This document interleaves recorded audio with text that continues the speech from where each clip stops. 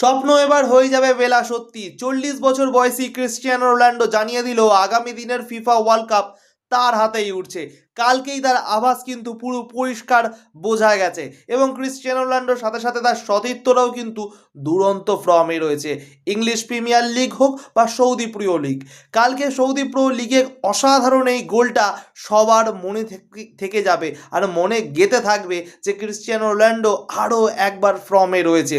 যেরকম ছিল রিয়াল মাদ্রিদে, জুভেন্টাসে, এমনকি ম্যান ইউনাইটেডে, তেমনই এক সময় এই মুহূর্তে 40 বছর বয়সী এই মানুষটা তার ফর্মটাকে বজায় রেখেছে তার ফ্যান্সদের জন্য, তার ভালোবাসার মানুষদের জন্য। তাহলে আর অপেক্ষা কেন? এবার শুধু সময়ের অপেক্ষা, কারণ ইতিমধ্যেই ক্রিস্টিয়ানো রোনাল্ডোর দল পর্তুগাল ওয়ার্ল্ড কাপের জন্য প্রমোট হয়ে গেছে, কোয়ালিফাই করে গেছে এবং তার সতীর্থরা ইংলিশ প্রিমিয়ার লিগে ব্রুনো ফার্নান্ডেজ ভালো খেলছে এবং পার্দো নেটো তারও কিন্তু পারফরমেন্স অসাধারণ চেলসির হয়ে।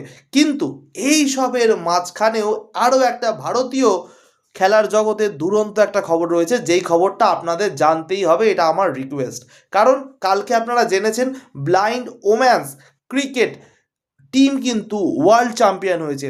ওয়ার্ল্ড কাপ খেলা হচ্ছিল ব্লাইন্ড ওম্যান্স টিমের এবং ব্লাইন্ড ওম্যান্স টিম কালকে ফাইনাল খেলেছে কলম্বোতে, শ্রীলঙ্কাতে, নেপালের বিরুদ্ধে এবং 20 ওভারে নেপাল করেছিল 114 রান এবং সেখানে অপরদিকে আমাদের ভারতবর্ষের মেয়েরা কিন্তু করেছে 115 রান, তাও আবার 12 ওভার 1 বলে। এর থেকে আনন্দর কিছু হয় না। দেখো, আমরা যারা ফিজিক্যালি ভালো রয়েছি, সুস্থ রয়েছি, তারা তো সম্পূর্ণ সুস্থ, তারা হাত পা সচেতন এবং আমরা কম টাকা দিলেও সেখানে আমরা কাজ করতে পারি। এবং বর্তমানে আমরা কদিন আগে জানলাম আমাদের ওমেন্স ক্রিকেট টিম কতটা স্যাক্রিফাইস করেছে, কতটা কষ্ট করেছে এবং তাদের কিন্তু সব কিছু ভালো রয়েছে। তার মধ্যেও তারা বলছে আমরা কম টাকা পেয়েছি ছেলেদের তুলনায় এবং আমরা অনেক সমস্যার মুখ দিয়ে গেছি। কিন্তু আমার এই সাইডে যে ব্লাইন্ড ক্রিকেট মেয়েরা, তারা তো চোখেই দেখতে পারে না, তাদের তো সমাজ থেকে একদমই বঞ্চিত, প্রচুর মানুষ তাদের ঘৃণা করে, ওদেরকে কোনো কাজে লাগবে না, ওদের প্রতি ফালতু পয়সা ইনভেস্ট করা। কালকে কিন্তু এইরকমই সব ইমোশনাল কথাগুলো কালকে জয়ের পরে ইন্ডিয়ান ওম্যান্স টিমের ব্লাইন্ড ওম্যান্স টিমের ক্যাপ্টেন দীপিকা কিন্তু পুরোপুরিভাবে তুলে ধরেছে মিডিয়ার সামনে। এটা কিন্তু অনেক অনেক কষ্টকর, তাদের জার্নিটা তোমার আমার মতো সহজ ছিল না।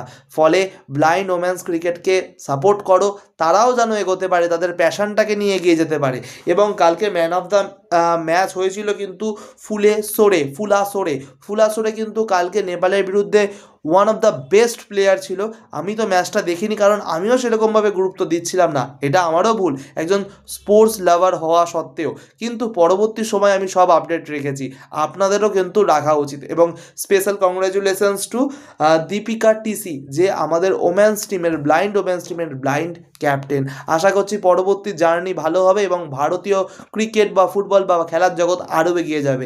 আজকের মতন ভিডিও এখানে শেষ করছি। ভালো থাকো, সুখে থাকো, খেলতে থাকো ফুটবল, সাথে সব খেলাও। টাটা।